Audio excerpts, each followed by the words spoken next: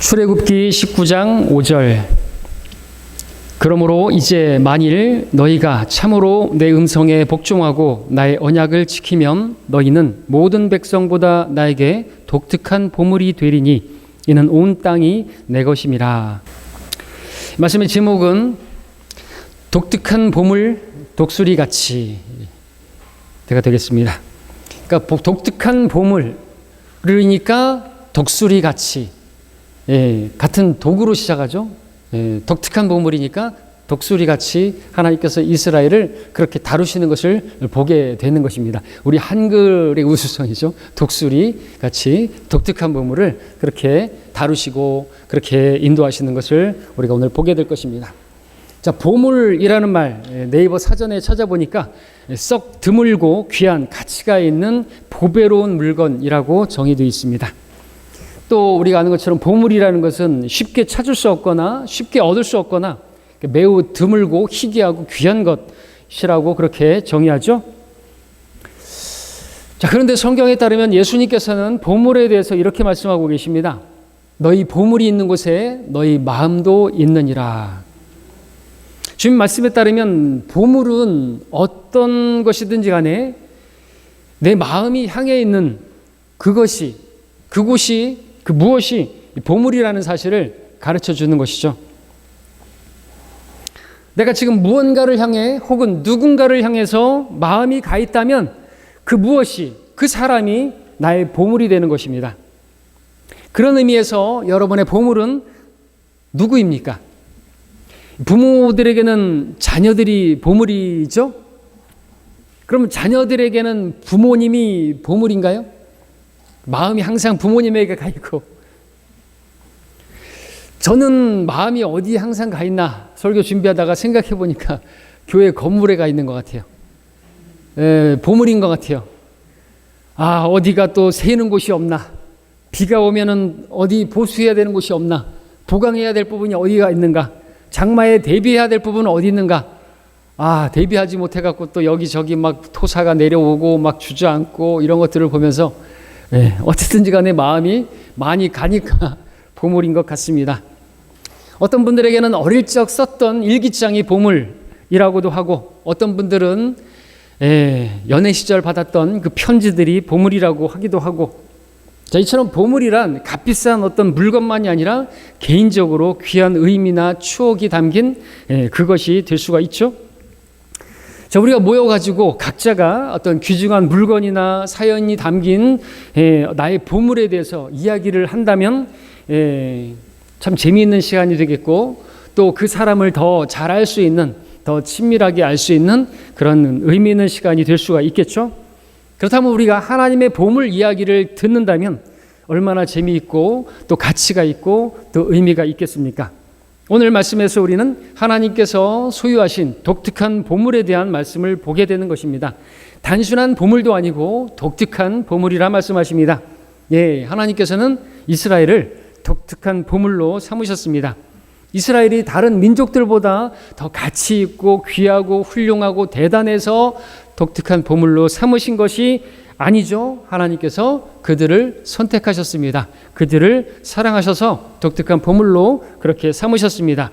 이러한 하나님의 마음이 어떠한 마음인지 오늘 함께 살펴보며, 하나님께서 또한 우리를 독특한 백성이라, 선택받은 세대라, 왕같은 제사장이라 바로 그렇게 칭해 주셨는데, 그리고 우리 안에 보물을 두셨는데,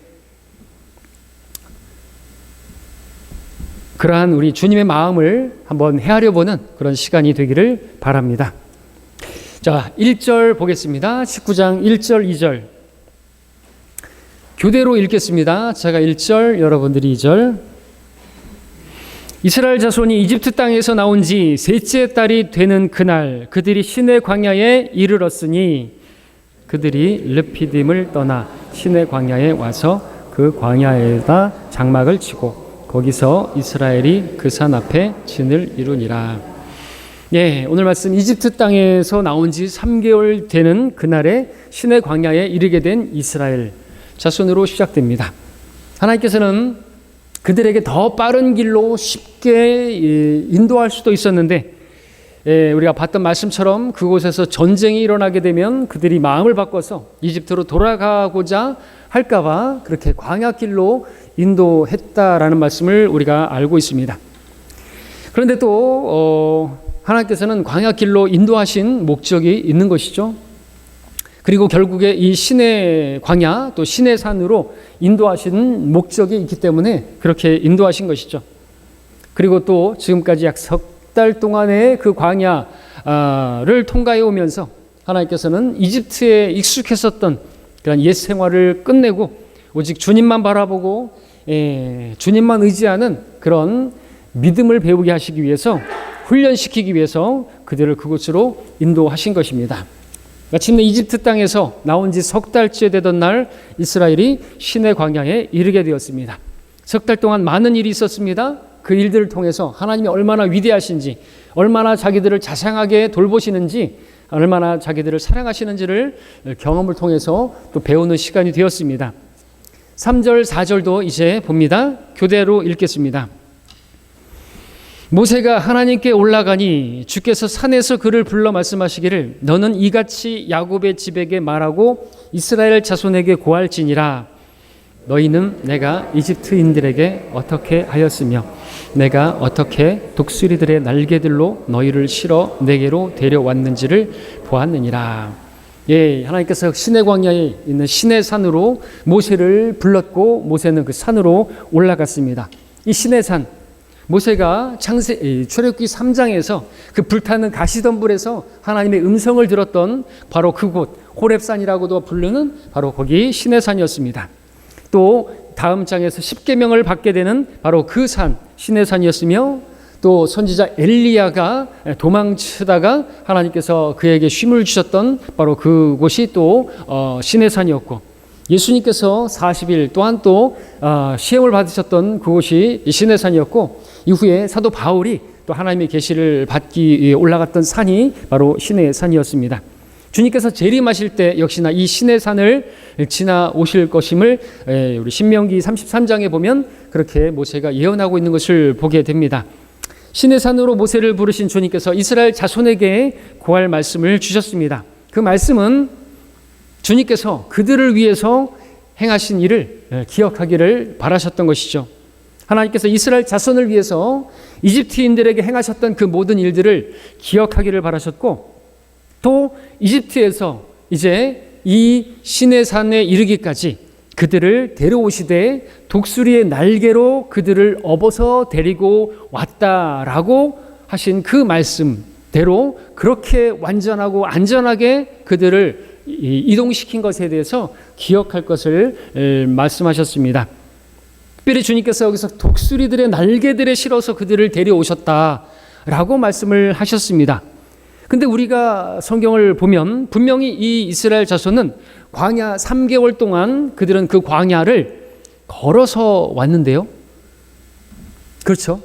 근데 주님께서는 왜 독수리의 날개들에 실어서 마치 비행기를 타고 그들이 이집트에서 슝 하고 그 광야를 그 불뱀이 있고 전갈이 있는 크고 두려운 광야라고 표현된 그 광야를 비행기 타고 옮겨 주신 것도 아닌데 마치 구름 기둥 위에다가 그들을 태워가지고 뭐 손오공처럼 옮겨 주신 것도 아닌데 분명히 걸어서 갔는데 왜 그러면 독수리 날개로 데려온 것으로 말씀하신 것일까요? 이것은 마치 독수리가 그렇게 자기 어떤 것을 뭐 새끼를 아니면 어떤 귀한 먹을 것을 그렇게 이동할 때 그렇게 하는 것처럼 그렇게 이동했다는 것이죠. 완전하게 안전하게. 여러분 독수리는 광야에서 무엇을 물어다가 세상으로 그렇게 가져가는 것이 아니라 세상에서 그것을 가져다가 낚아채가지고 광야로 날아가는 것을 보죠.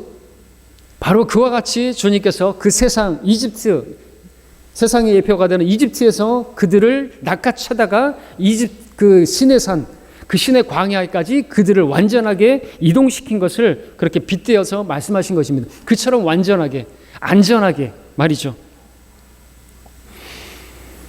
여러분 이스라엘이 그 홍해를 건널 수 있었던 것은 분명히 날개 달린 독수리가 아니고서는 불가능한 것이죠. 그들은 뭐 어떻게 거기를 지나갔던 것이에요. 여러분들 바다가 있어요. 그 바다가 육지라면 참 좋겠는데 그 바다를 어떻게 건너갈 것이에요. 그죠? 근데 그 물이 갈라지고 마른 땅이 되고 거기를 건너갔는데 우리가 막말로 그 바다를 건너가려고 하면요. 독수리가 날개를 채가지고 날개에다 엎든지 해갖고 넘기지 않으면 못 넘어가는 거잖아요. 또 3개월 동안 그 광야를 무사히 통과했다는 것 역시나 날개 달린 독수리가 들어서 옮기지 않고서는 불가능한 것입니다. 그러므로 이스라엘은 마치 독수리가 먹이를 낚아채어 자기 둥지로 이동하듯이 주님께서 이스라엘을 그렇게 이집트에서 낚아채어 시내산에 그렇게 이르게 하신 것을 지금 말씀하신 것이죠. 마치 독수리가 그렇게 한 것처럼 내가 너희들을 그렇게 완전하고 안전하게 이곳으로 너희들을 옮겨왔다, 데려왔다라는 것을 말씀하시는 것이죠. 어쩌면 개인적으로 모세에게 있어서 바로 이때가 시내산에 이르렀을 때, 이 산에 이르렀을 때가 출애굽 여정 가운데서 가장 어쩌면 감개무량한 그러한 시점이 아니었을지도가 아니라 아니었을까 생각해 봅니다. 왜냐하면 모세는 출애굽기 3장 12절에서 주님께서 그 시내산에서 부르시고 말씀하실 때 내가 반드시 너와 함께하리니 이것이 내가 너를 보낸 표가 되리라. 네가 이집트에서 그 백성을 데리고 나오면 너희가 이 산에서 하나님을 섬길 것이라고 하나님께서 미리 약속을 해주셨는데, 그렇게 부름받아서 그렇게 이스라엘 백성들을 데리고 나오고 바로 그 산에 도착했으니까 그 하나님의 그 약속이 이루어진 그 시점에서 얼마나 감개무량했겠냐라는 것이죠. 바로 그 역사의 현장에 이제 도착한 것이기 때문에 그렇습니다. 우여곡절이 있었지만, 어려움도 있었지만 결국에 시내산에 도착한 것이죠. 자, 그런데 앞서 말씀드렸던 것처럼 하나님께서 이스라엘을 마치 독수리의 날개에 실어서 데려왔다는 것이 정말 그 위험하고 크고 두려운 광야를 안전하게 그렇게 완전하게 통과한 것이라고 했는데, 그렇다면 말입니다, 광야를 통과해오는 동안에 이스라엘에게는 아무런 문제가 없었던 것입니까? 아무런 고난도 없었던 것입니까? 그렇게 완전하게 다 그냥 보호되는 가운데 문제없이 그렇게 데리고 왔던 것입니까? 독수리 날개로 그렇게 딱 떠가지고 이동했으면 전혀 문제가 없을 것 같고 어려움도 없을 것 같은데, 우리가 성경에서 보니까 그들은 이 시내산에 이르기까지 어땠습니까? 많은 일들이 있었네요. 무엇보다도 그들이 이집트를 나올 때는 의기양양하게 나왔더라고 기록하고 있는데, 나오자마자 무엇을 만났나요? 홍해를 만났네요. 하나님께서 그 피하이롯에다가 진을 치라고 했는데 그곳은 다름 아닌 죽음의 장소예요. 사면 초가입니다. 도망갈 곳이 없는 곳이에요. 죽음의 장소. 그곳으로 내모신 분이 주님이신 것이죠. 홍해를 근데 또 극적으로 하나님께서 건져내시고 통과했는데 또 뭘 만났습니까? 마라에 도착했는데 마라에 물이 목말른데 3일을 마시지 못했는데 굶어 죽는 게 아니라 목말라 죽을 뻔했는데 물이 만났는데 이게 쓰네요. 근데 하나님께서 또 거기서 극적으로 한 나무를 통해서 물을 달게 하시고 먹이셨습니다. 그리고 또 어디에 도착했습니까? 신광야에 도착했는데 먹을 게 없어요. 죽겠어요. 불평하고 원망하고 하나님께서 만나를 내리셔서 먹게 하셨죠. 예, 거기를 통과했습니다. 또 근데 잘 가다가 보니까 또 뭘 만났습니까? 마사와 무리바를 만났습니다. 물이 없어요. 또 죽겠다 그랬죠. 이집트로 돌아가자 그랬죠. 하나님께서 어떻게 하셨습니까? 다시 반석에서 이제 물을 내셔서 그들을 또 먹이셨습니다. 이제 좀 살 것 같다. 그런데 또 어떤 일이 있었나요? 아말렉과의 전투가 벌어졌습니다. 그러한 전쟁을 만나게 된 것이죠. 그런 역경을 만난 것이죠. 하나님께서 또 극적으로 또 그렇게 모세와 아론과 훌이 기도하면서 또 이렇게 승리하게 해주셨습니다. 여호와 니시를 그렇게 선포하셨습니다. 자, 이렇게 인도하신 것이 독수리의 날개로 업어서 완전하게 그렇게 인도하신 것이 맞나요? 아닌 것처럼 보이죠. 막 죽을 고비는 고비가 계속해서 반복되는데, 그러나 독수리의 날개로 업어서 데려오신 것이 무엇인지 더 정확하게 보시려면요, 신명기 말씀도 함께 봐야 됩니다. 함께 신명기를 보겠습니다. 32장. 신명기 32장 11절 12절 또 교대로 읽겠습니다. 신명기 32장 11절 12절입니다. 자, 교대로 읽습니다. 신명기 32장 11절 12절. 마치 독수리 한 마리가 제 보금자리를 휘젓고 자기 새끼들 위에 날개를 퍼덕이며 그 날개를 펴서 새끼들을 받아 자기 날개 위에 새끼들을 엎는 것 같이 주께서 홀로 그를 인도하셨으니 그와 함께한 이방신이 없었도다. 자, 이 말씀은 하나님께서 이스라엘을 결국 광야를 다 통과했을 때 그 모든 그 과정을 요약해서 말씀을 하신 것이죠. 하나님께서는 독수리가 날개로 새끼를 엎는 것 같이 그들을 인도하셨다고 우리 출애굽기 19장에서도 말씀하고 있고, 또 여기 신명기의 말씀에 보게 되면 조금 더 디테일하게 그들을 인도하는데 어떻게 인도했는가 말씀하고 있는 것을 보게 됩니다. 특별히 이 말씀에서 독수리가 새끼들을 그들로 하여금 날개짓해서 나는 법을 배우게 하려고 그렇게 훈련하고 가르치는 그 독수리의 훈련 방법을 지금 말씀하시면서 기록하고 있습니다. 여러분, 독수리는 바위 절벽과 같은 그런 가파른 곳에다가 둥지를 짓죠. 그리고 새끼가 어느 정도 자라게 되면요, 그 위에서 날개를 퍼덕거립니다. 그러면 그 둥지는요, 그 가시와 찔레와 이런 것들로 이렇게 엮은 다음에 그 위에다가 깃털로다가 하는데 그 깃털들이 다 날아가게 되죠. 그러면 그 가시가 드러나게 되고, 그러면 이제 아프게 되고, 그러면 그들은 둥지 밖으로 나오게 됩니다. 그러면 그 독수리는 그 새끼들을 절벽으로 밀어요. 그러면 새끼들은 절벽으로 떨어집니다. 그러면 떨어지지 않으려고 살려고 발버둥을 치면서 날개짓을 하게 되죠. 처음부터 날 수는 없습니다. 그렇게 떨어지다가 이제 아이고 나는 죽는구나 라고 싶을 때면은 그 독수리가 딱 날개 위에다가 엎고 다시 올라갑니다. 그리고 다시 그 일을 또 반복합니다.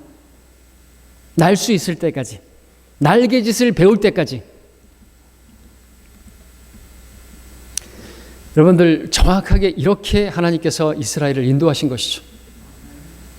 데리고 나오셨는데 죽을 만한 상황으로 인도하시는 거예요. 피하이로, 홍해 앞에 이거는 뭐 죽는 곳이에요. 마라, 또 죽겠어요. 마사, 무리바, 또 죽겠어요. 신광야에서 또 죽겠어요. 그렇게 자꾸만 죽음으로, 아니 거기서 원망하고 불평한 게 아니란 말이죠. 하나님께 기도하면 되잖아요. 하나님께 부르짖으라고. 고난의 나를 만났느냐? 나를 부르라. 내가 너를 영화롭게 하리라. 내가 너를 건져내리라. 너는 나를 영화롭게 하리라. 고난의 날에 왜 허락하십니까? 왜 그렇게 자꾸만 절벽으로 떨어뜨리는 것 같은, 왜 죽을 것만 같은 그런 상황들로 왜 내 보금자리를 자꾸 흔드시는 겁니까?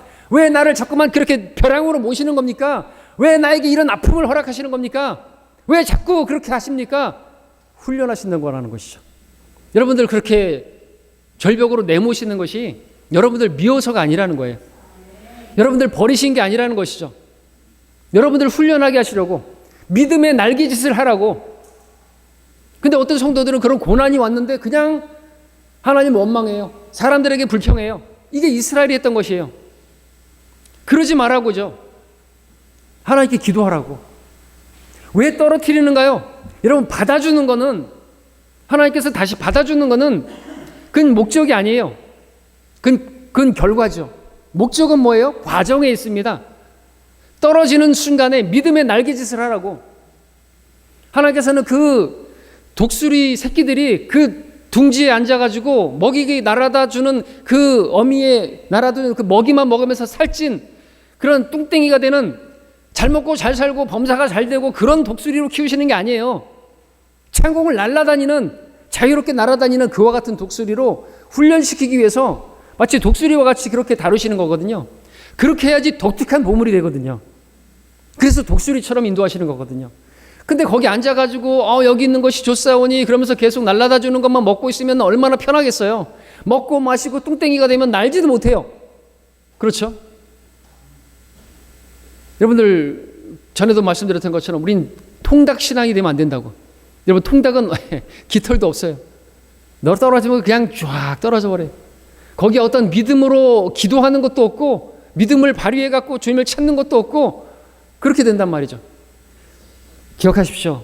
어떤 목적으로 새끼를 떨어뜨리나요? 떨어질 때면은 아비가 나를 또 받아줄 거야 라는 사실을 하나님께서 나를 지켜주실 거야 라는 사실을 알게 하실 목적으로 그렇게 떨어뜨리는 게 아니에요. 그러면서 가만히 있는 게 아니에요. 하나님께서 구해주실 거를 믿는다면 우리가 기도해야죠. 말씀하셨잖아요. 고난의 날에 나를 부르라. 그럼 내가 너를 구해낼 것이고 넌 나를 영화롭게 할 것이다. 그에 따라서 우리가 고백해야죠. 고난의 날에 내가 만났으니 내가 주님을 부릅니다. 주님 저를 건져주십시오. 그럼 내가 주님께 영광을 돌리겠습니다. 주님께서 해주실 줄로 믿고 미리 하나님께 영광을 돌려드립니다. 그러면 하나님께서 건져주신단 말이죠. 그 믿음을 갖게 하시려고 진짜로 하나님을 신뢰하는 그 믿음을 보기 위해서 코나로 자꾸만 모시는 거예요. 홍해로 모시고 마라로 인도하시고 피하이로스로 마사와 무리바로 인도하신단 말이죠. 어려움을 주세요. 우리에게 꽃길만 펼쳐지는 게 아니에요. 예수님 믿으면 잘 먹고 잘 살아요? 범사가 잘 되고 뭐 강건하고 건강하게 되고 그래요? 그거는 기복교죠. 기복교. 잘 먹고 잘 사는 그런 예수 믿으면 잘 먹고 잘 산다고요? 그러면 사도 바울은 뭐 이렇게 예수를 잘 믿었는데 고생 지리지리했대요? 사기꾼들이 너무나 많은 거예요. 돈이나 밝히고 이 땅에서 잘 먹고 우리는 이 땅에서 고난의 동참자가 되고 그런 고난이 있지만 그 가운데서 믿음을 배우게 하고 믿음의 날개짓으로 해서 우리가 자유롭게 날아다니라고. 그죠? 이 땅에 속한 삶이 아니라 하늘에 속한 삶을 살라고. 마치 그 비둘기 날개짓 하면서 성령의 여러분 독수리 날개 창공 나르게 되면요 하나도 힘없이 가볍게 나르는 거 아시죠? 그 바람의 힘에 의해서 날아가잖아요. 자기가 나는 게 아니에요. 우리도 저 높은 곳을 향하여 성령의 능력을 힘입으면 자유롭게 날아가죠. 내가 아니요 내 안에 계시는 보물이신 그분께서 사시면 신앙생활이 어렵지가 않은 것이잖아요. 쉽죠. 가볍죠. 아무런 짐도 없습니다.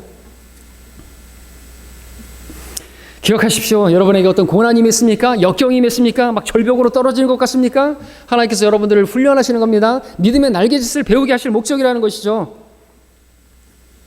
이것을 배우지 못하게 되면요 반복.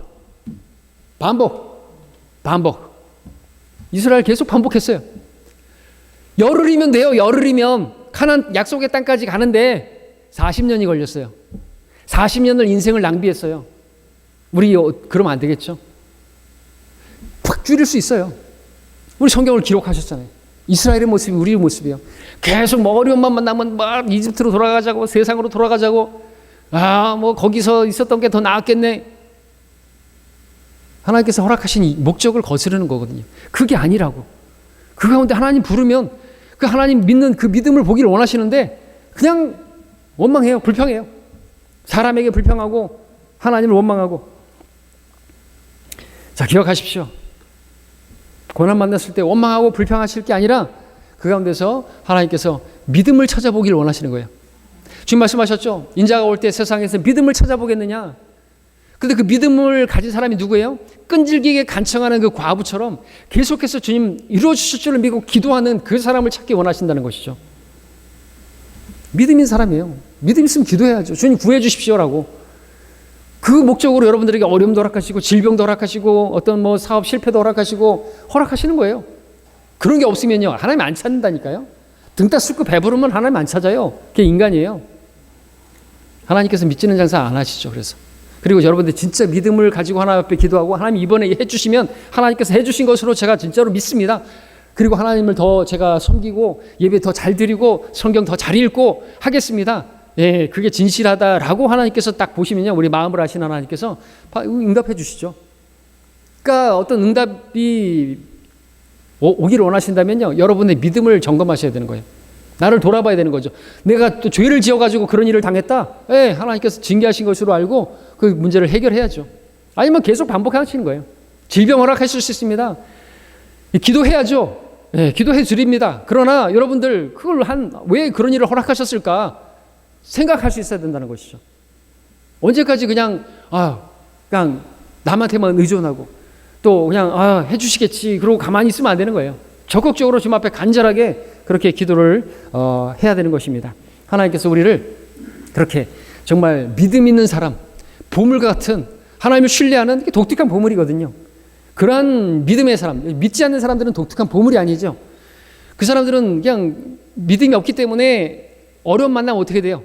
그냥 좌절하고 우울하고 우울증에 걸리고 그런단 말이죠. 그런 사람들은 하나님 보시기에는 아주 불신자들은 그래서 믿음이 없으니까. 근데 그 가운데서 하나님을 찬양하고 어려움 만났는데도 그 가운데서도 찬양하고 병원에 누워 있는데도 신방 와가지고는 같이 막 오히려 신방 온 사람들을 막 그렇게 병문안 온 사람들을 막 위로해주고 사람들이 올 때 어떻게 해요? 야, 정말 독특하다. 하나님 보실 때 보물인 거거든요.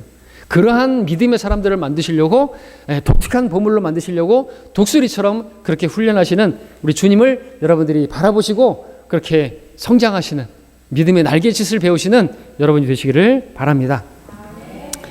이제 우리 출애굽기 말씀으로 다시 돌아가셔서 19장 5절 6절을 오늘 본문이 나오는 말씀 교대로 또 읽겠습니다. 그러므로 이제 만일 너희가 참으로 내 음성에 복종하고 나의 언약을 지키면 너희는 모든 백성보다 나에게 독특한 보물이 되리니 이는 온 땅이 내 것임이라. 너희는 나에게 제사장들의 왕국이 되며 거룩한 민족이 되리라. 이것이 네가 이스라엘의 자손에게 고할 말이니라 하시니라. 하나님께서 이스라엘 자손이 하나님의 말씀에 정말로 순종하기를 원하시는 것이죠. 복종하기를 원하시는 것이죠. 나의 언약을 지키기를 원하시는 것이죠. 왜냐하면 하나님께서 이집트에서부터 그렇게 능력의 손으로 그들을 데리고 오신 걸 봤잖아요. 그리고 그 광야 3개월 동안 얼마나 놀랍게 정말 독수리가 날개다 엎듯이 그렇게 완전하게 그 두려운 광야를 전갈이 있고 불이 있고 불뱀이 있고 그런 곳을 안전하게 지나오는 것을 보게 해주셨잖아요. 구름 기둥과 불 기둥으로 완전하게 그렇게 보호하시면서 인도하시면서 봤잖아요. 그러면 이제 하나님의 말씀에 복종하고 그 언약을 지키고 그래야 되는 건 당연한 거 아닙니까? 그죠? 그런 인도하심을 받았잖아요. 그럼 이제 하나님의 말씀을 지켜야죠. 왜? 하나님 말씀을 신뢰할 만하니까. 하나님 말씀을 의지하고 필요한 것이 있으면 구하고 그렇게 하면은 또 하나님께서 모든 백성보다도 다른 민족들보다도 비교할 수 없는 독특한 보물로 그들로 삼아 주시겠다고 말씀을 하셨습니다. 또한 하나님께서 이스라엘의 모든 민족들의 제사장 왕국이 되고 거룩한 민족이 되기라 말씀하셨습니다. 하나님의 목적이었어요. 그래서 모든 민족들이 하나님을 만날 수 있고 하나님이 살아계심을 그 이스라엘 백성들을 통해서 알게 하실 목적으로 하나님께 나오게 하는데 이스라엘 민족을 사용하시려고 그렇게 제사장 왕국으로 삼으시려고 하셨다는 것이죠. 자, 그렇다면 여기서 하나의 궁금증이 생기는데 하나님께서 독특한 보물로 이스라엘을 그렇게 삼으신다고 하셨는데 과연 이스라엘이 그런 독특한 보물이 되었는지 되지 못했는지 궁금해집니다. 왜냐하면 하나님께서 지금 말씀하시기를 그들이 하나님의 음성에 복종하고 언약을 지키면 나에게 독특한 보물이 되리라고 말씀하셨기 때문에 그렇죠. 그렇다면 이스라엘 백성들은 그렇게 하나님의 말씀에 복종하고 언약을 지켰던 것입니까? 우리가 이스라엘의 역사를 보지만 그렇지 않은 것을 보게 되죠. 이스라엘은 모세와 함께하는 그 광야 길 동안에 계속 내내 불평하고 원망하면서 하나님의 진노를 일으켰고 여호수아와 함께하는 가나안 정복 기간에도 여러 문제를 일으켰던 것을 우리가 보게 됩니다.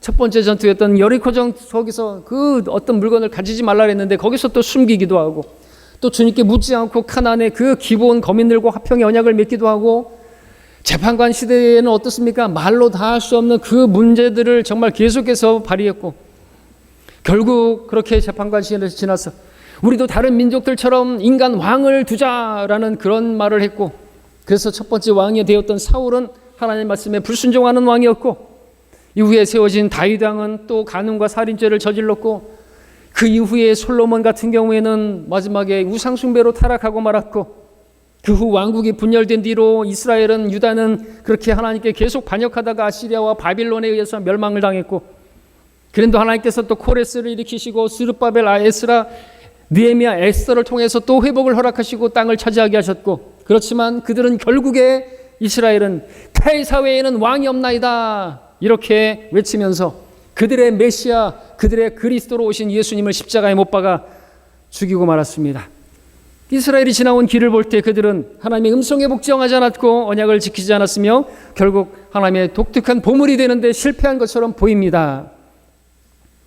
그러나 그럼에도 불구하고 성경은 뭐라고 말씀하십니까? 시편 135편 4절을 함께 찾아보겠습니다.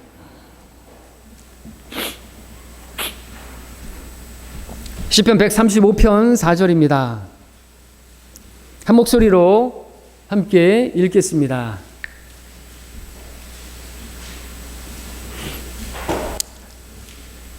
시편 135편 4절입니다. 함께 읽겠습니다. 자, 시작. 이는 주께서 야곱을 자신의 것으로 택하셨고 이스라엘을 자신의 독특한 보물로 택하셨습니다. 아멘. 주님께서 이스라엘을 자신의 독특한 보물로 택하셨다 말씀하고 있습니다. 이 말씀은 이스라엘에게 어떤 자격이 있어서가 아니라 그들이 정말로 귀하고 정말 사랑스럽고 그래서가 아니라 하나님의 말씀에 정말 그들이 복종을 잘해서 마침내 독특한 보물이 되었다는 그런 말씀이 아니라 하나님께서 그들을 그렇게 선택하셨다라고 말씀하고 있는 것이죠. 우리 로마서 이제 11장 가서 보겠습니다. 로마서 11장 가서 보시면 29절.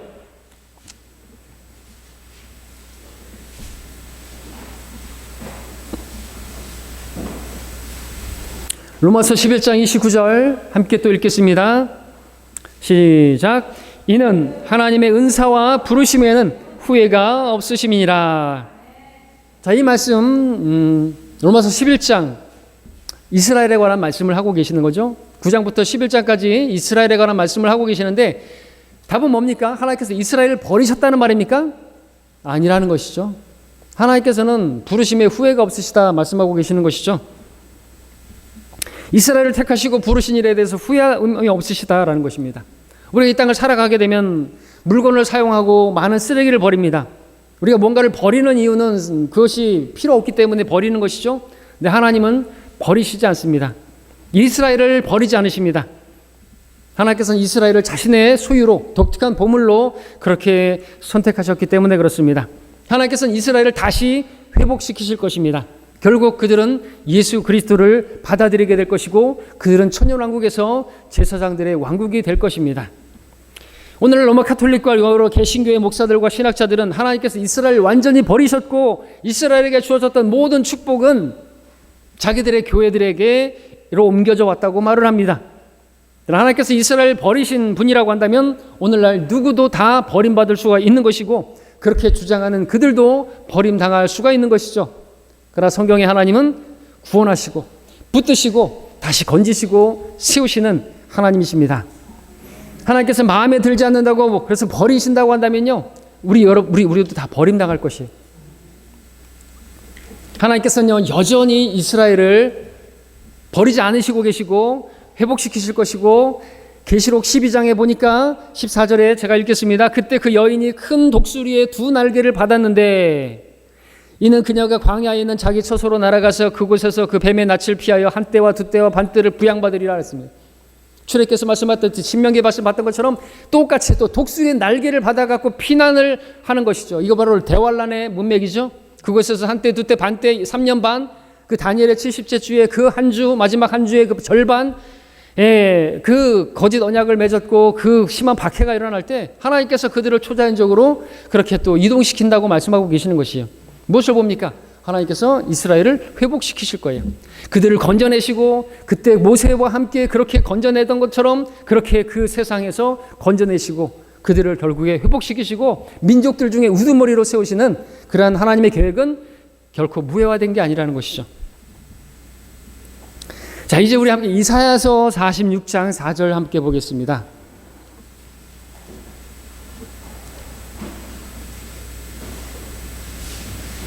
독수리와 같은 또 그런 비유로 말씀하셨기 때문에 또 이 말씀도 보시면 우리 주님을 알 수 있는 말씀입니다. 이사야 46장 4절 찾으셨으면 또 우리 함께 한 목소리로 읽겠습니다. 이사야서 46장 4절입니다. 시작. 너희의 노년에 이르러서도 내가 근히 백발이 될 때까지도 내가 너희를 품을 것이라. 내가 지었으니 내가 안고 품을 것이며 너희들을 건져내리라. 네, 하나님은 어제나 오늘이나 동일하신 분이시고 이러한 구약의 이스라엘을 지키신 하나님은 오늘 저와 여러분의 하나님이십니다. 어저께나 오늘이나 영원토록 동일하신 우리 주님께서 여러분들을 건지시고 안으시고 품으시고 업으시고 그렇게 여러분들을 부양하시는 하나님이십니다. 이제 우리 고린도 후서 4장 7절을 보겠습니다.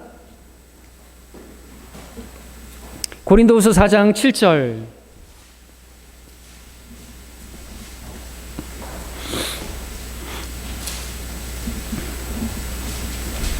함께 읽겠습니다. 시작. 그러나 우리가 이 보물을 질그릇에 가졌으니 이는 그 능력의 탁월하심이 하나님께 있는 것이지 우리에게 있는 것이 아님이라. 자, 보물이라는 말씀이 나옵니다. 지금까지 우리가 살펴봤던 바로 그 보물인데, 여기서는 우리 주 예수 그리스도께서 정말 우주 가운데 가장 귀한 보물이시죠. 예수님께서는 하나님의 독특한 보물인 이스라엘을 통해 이 땅에 사람으로 오셨고 자신의 생명을 주셔서 우리를 구원하셨습니다. 이제 주님께서는 우리를 사셨고 삼바된 주님의 소유인 우리 안에 들어오셨습니다. 영광스러운 보물이 이 질그릇, 이 육체, 흙으로 지어진 이 우리 안에 주님께서는 성전을 삼으셨고 우리 안에 계십니다. 오늘날 하나님의 보물은 주 예수님의 생명과 연합한 바로 성도들입니다. 우리를 가리켜 우리를 독특한 보물이라고 디도서 2장 14절, 베드로전서 2장 9절에서도 말씀을 하고 있습니다. 우리는 선택받은 세대이고 우리는 왕같은 제사장들이고 우리는 독특한 백성이고 그렇게 부르고 있는 것이죠. 주님께서 다시 오실 때 주님께서는 도둑같이 오신다고 말씀하십니다. 또 마치 독수리와 같이 오실 것입니다. 그렇게 해서 먹이를 데려가는 것처럼 또 도둑이 마치 보물만을 데려가는 것처럼 우리를 데려가실 것입니다. 하나님께서는 그렇게 오셔가지고 쓰레기를 데려가지 않습니다. 보물만 취해갈 것입니다. 랩처, 휴거.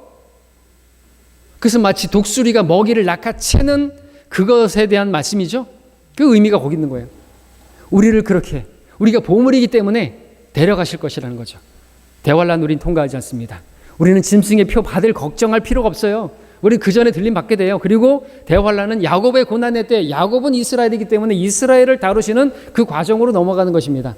그렇기 때문에 그 구약의 율법이 이스라엘에게 주었고 그 이스라엘을 다루시는 경륜이기 때문에 그 대환란 때는 그래서 믿음만이 아니라 행위가 필요한 것이고요.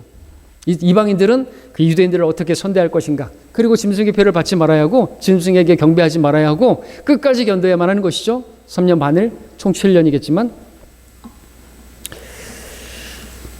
자, 우리는 그렇게 주님께서 오시면은 독수리가 먹이를 낚아채는 것처럼 우리는 다 완전하게 안전하게 이제 완전히 안전한 곳으로 이동하게 될 것입니다. 여러분이 독특한 보물이기 때문에 독수리와 같이 그렇게 낚아챔을 당하고 우리는 세상과 빠이빠이 하게 될 것이죠. 그때 여러분들 전 데려가지 마세요라고 말할 거예요. 엄청난 전무후무한 환란이 펼쳐지는데 목배임을 당해야 되는데 그때는요. 자, 이제 출애굽기 다시 돌아와서 이제 정리를 할까 합니다. 출애굽기 19장 7절로 9절까지를 제가 빠르게 읽겠습니다. 모세가 와서 백성의 장로들을 소집하고 그들의 면전에서 주께서 자기에게 명령하신 그 모든 말씀들을 제시하자 모든 백성이 다 같이 대답하여 말하기를 주께서 말씀하신 모든 것을 우리가 행하리이다 하니 모세가 백성의 말을 주께 고하니라. 주께서 모세에게 말씀하시기를 보라 내가 짙은 구름 속에서 내게 오는 것은 내가 너와 말할 때 백성으로 듣게 하기 위함이요 또 너를 영원히 믿게 하려 함이라 하셨으며 모세가 백성의 말을 주께 고하더라. 자, 모세가 백성의 장로들을 불러서 주께서 명령하신 모든 말씀을 전했습니다. 이제부터는 하나님께서 말씀을 주실 것이고 언약을 맺을 것인데 어떻게 하겠느냐고. 그러자 모든 백성이 말했습니다. 우리가 주께서 하신 모든 말씀을 행하겠다고 말이죠. 모세는 백성의 응답을 주님께 고했고 주님께서는 짙은 구름 속에서 모세와 말씀하실 것이고 백성이 다 듣게 할 거라고 말씀하셨습니다. 이제 여기서부터는 하나님께서 백성들에게 율법의 말씀을 아주 두렵게 그렇게 주시는데 그 목적은 하나님께서 얼마나 두려우신 분이신가, 거룩한 분이신가를 가르쳐 주시고자 하심이었습니다. 하나님께서 이스라엘 백성들이 율법을 다 지킬 수 없음을 아셨음에도 불구하고 주셨습니다. 그 목적은 그 율법의 목적이 뭡니까? 율법을 지킬 수 있는 사람은 없습니다. 율법을 통해서 죄의 깨달음을, 자신들이 죄인임을 알게 하는 것이 율법의 목적이죠. 결국에는 그들에게 구원자가 필요하다는 사실을 인식하게 하는 것이 율법의 목적이에요. 그걸 결국엔 그리스도께로 인도하는 것이 바로 율법의 목적이라는 것이죠. 어쩔 수 없는 죄입니다. 우리 스스로의 행위로는 절대로 율법으로는 육체로는 의롭게 될 육체가 없다라는 것이죠. 네, 그것을 가르쳐 주시기 위해서 또한 이스라엘 민족을 통해서 이 지구상의 모든 민족들이 하나님의 살아계심을 나타내 보이는 제사장들의 왕국이여 거룩한 민족이 되게 하시려고 그렇게 하신 것입니다. 자, 오늘 독특한 보물을 독수리와 같이라는 제목으로 출애굽기 19장 말씀을 전반부를 봤습니다. 출애굽기 19장은 그동안의 출애굽 여정과 그리고 앞으로 주실 율법의 말씀을 연결해주는 징검다리와 같은 말씀입니다. 하나님께서 이스라엘 자손을 지금까지 이끌어 오신 것도 율법의 말씀을 주신 것도 그들을 독특한 보물로 선택하셨기 때문입니다. 하나님께서는 이스라엘을 버리지 않으셨습니다. 과거에 모세와 함께 독수리 날개로 그들을 인도하셨던 것처럼 장차 대환란 때도 독수리 날개로 그들을 이끄시고 부양하실 것이고 회복시키실 것입니다. 또한 하나님께서는 오늘날 우리를 자신의 보물로 삼으셨고 이스라엘처럼 우리도 독수리처럼 그렇게 훈련시키고 계십니다. 믿음의 날갯짓을 배우게 하시려고 고난도 역경도 허락하십니다. 둥지와 같은 보금자리에서 절벽으로 내모시기도 하십니다. 절벽 아래로 여러분 떨어지고 계십니까? 그럼에도 두려워하거나 놀라지 마십시오. 주께서 함께 하시면서 함께 떨어지고 계십니다. 독수리 새끼가 떨어지고 있을 때 그 어미도 같이 떨어지고 있는 거예요. 받아주려고, 부르기만 하면 건져주려고. 그러니까 부르시길 바랍니다. 보물이 있는 곳에 마음이 있다고 주님께서 말씀을 하셨습니다. 오늘 하나님의 눈과 마음이 하나님의 보물인 여러분을 향해 있습니다. 그러면 여러분은 우리 안에 계신 그리스도께서 보물이신데 그 그리스도를 거기에 마음이 가 있어야 되겠죠. 왜? 주님께서 우리의 보물이시기 때문에. 또 우리의 마음은 저 하늘에 있어야 되겠죠. 그곳에 우리의 영원한 영광과 보물이 기다리고 있기 때문에 그렇습니다. 우리가 광야와 같은 이 메마른 이 땅을 지나면서 지치고 힘들 때가 참 많지만 그래도 오늘 여전히 우리를 버리지 않으시고 우리를 떠나지 않으시고 항상 함께 하시고 우리를 건지시고 일으키시는 그 주님을 바라보심으로 말미암아 우리 믿음의 순례길을 끝까지 완주하시는 모두가 되시기를 바랍니다. 기도하겠습니다.